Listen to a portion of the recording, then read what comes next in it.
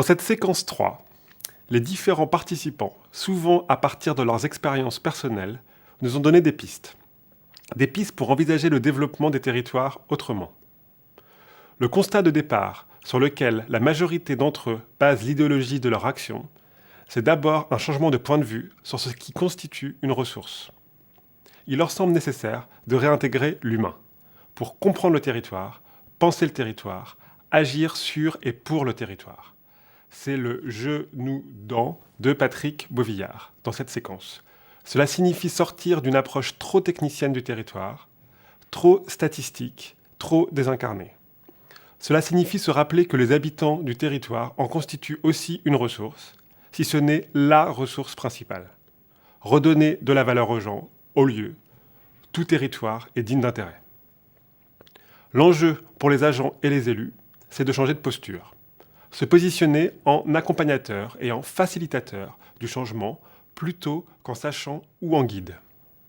En écoute, en dialogue, comme un agent d'animation du territoire. C'est aussi changer d'objectif, viser l'autonomisation et la capacitation, laisser libre les récipiendaires de l'action publique de participer plutôt qu'enjoindre, accepter l'expérimentation et la possibilité de l'échec. De la sorte, une dynamique collective peut alors émerger dans le territoire, qui vise à co-construire une action avec les parties prenantes, sans solution prépensée a priori. Attention, repartir du territoire, ce n'est pas s'y enfermer.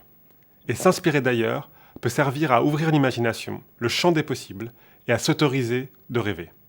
Mais attention encore, et Anne Beauvillard a raison de le souligner, s'inspirer n'est pas reproduire. Ce qu'elle dit poliment, ce sont les échecs des politiques de benchmarking et d'échange de bonnes pratiques. Pas parce qu'aller voir ailleurs est une mauvaise idée, bien au contraire, j'insiste.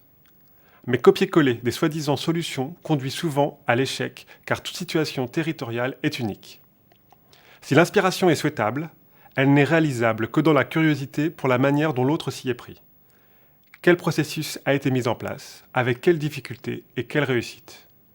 Et il est crucial que ce soit ceux qui veulent enclencher une dynamique sur leur territoire, qui fassent l'effort d'aller voir ailleurs.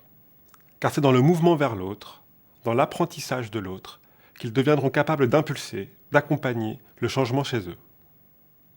Plutôt que d'être le spectateur passif, faire autrement, c'est devenir un agent actif d'un changement inspiré et co-construit collectivement.